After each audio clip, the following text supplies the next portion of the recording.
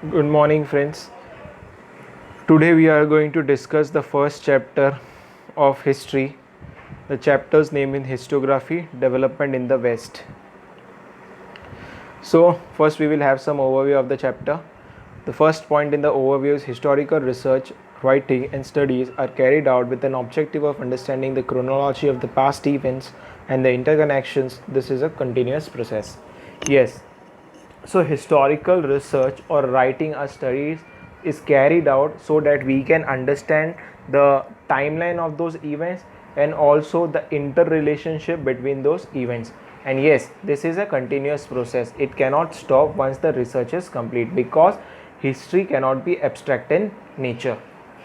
Now, the second is comparison with the science. Yes, science is definitely always based on evidence and proof which is abstract in nature. Means, for example, science, the law of gravity is universal in nature. Means universal in nature means what? Means that but law of gravity cannot change with respect to change in time, place and circumstances. But this cannot be possible in history because once a new evidence is found regarding a particular topic or regarding a particular event, then that evidence will definitely have an effect on the research of that event. Yes, science we use observation and experimentation method, but this observation and experimentation method cannot be used in while writing history. So what can be done? So the what can be done that then we need an expert who can help in that research. Why we need an expert? Because expert is the only person who will have an in-depth knowledge of the particular event, who will be aware of the various rules and regulations to be followed, who will be aware about the various tools and techniques that are to be applied. That is why we need an expert in writing and historiography. Now, the tradition of historiography. The next topic the next topic is tradition of historiography. In tradition of historiography, the first point is the writing of critical historical narrative is known as historiography. A scholar who writes such a narrative is known as an historian. So, one who the way we write about a particular event is referred to as historiography, and the one who is writing that about that particular event is known as an historian. The second point is historian. Sorry, the mistake is there. It should be historian and not historian. Historian cannot include everything about past events in its research. Yes, he cannot include everything in its research because the research is very abstract in nature, because he is researching about a particular event. This can be understood by giving I will give you a very simple example in order to make you understand the second point.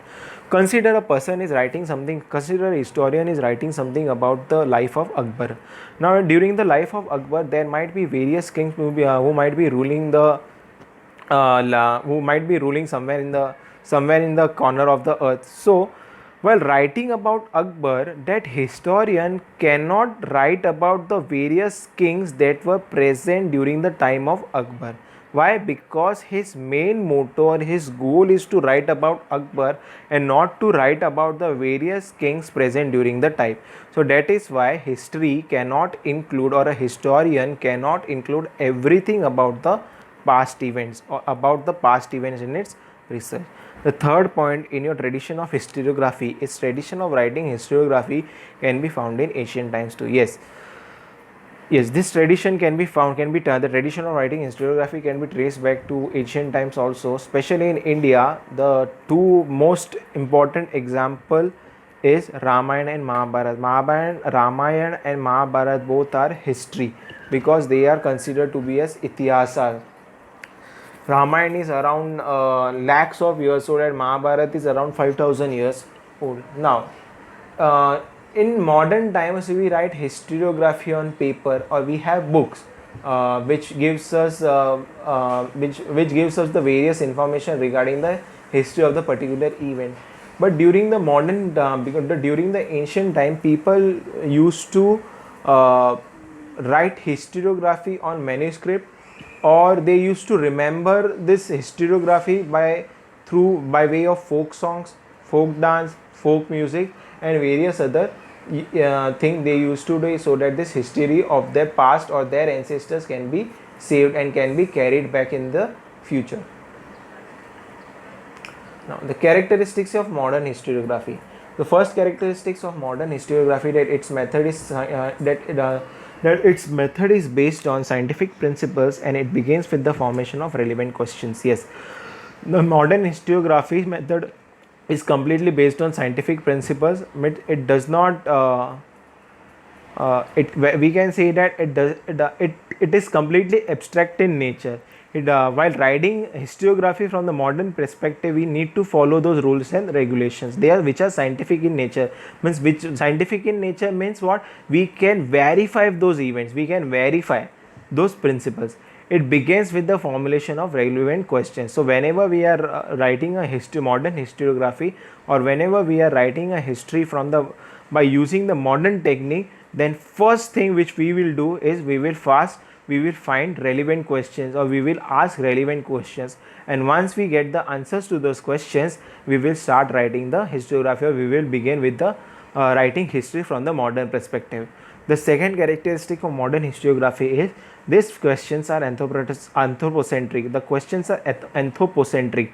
Anthropocentric means that that these questions are related to the deeds of the human beings belonging to a particular time in the past. Means that these questions are based on those people who lived in the past, and these questions are related to the deeds of those people. Okay, now the history does not suggest any interrelation between the divine and human deed. It also says that from the modern perspective, the history also says that there is no interrelationship between the divine. The divine here can be referred to as God and human deed. Deed means karma. In Hindi we say it as karma. What you sow, so shall you reap is the very famous quote. So history does not suggest any interrelation between the divine and the human deed. Means that there is no relationship between the human deed and God. Means just for example, normally we say that the God will punish you if you do something wrong or if you sin, but according to the modern historiography, there is no relationship between this. There is no interconnection between the deeds of the human and the divine. The third point in your modern historiography is answers to these questions are supported by relevant evidence. Obviously, whenever we ask questions while writing history from the modern perspective, those answers whenever we ask questions and when we get the answers to those questions, then those answers will definitely be supported by some evidence. This is the prerequisite for writing history from the modern perspective. Now, history presents a graph of mankind's journey with the help of past human deeds. So, the history or from when we are writing history from the modern perspective, it also gives us the graph. And what does this graph indicate? The graph indicates the mankind's journey, the journey of the human being with the help of the past human deed. Matlab, for example, means that it gives us the information, or we can say it gives us the idea, the journey that has been taken by the mankind on the basis of the past human deeds. Yes, for today this much is enough. In the next lecture we will continue again. So have a nice day, take care, stay home, stay safe.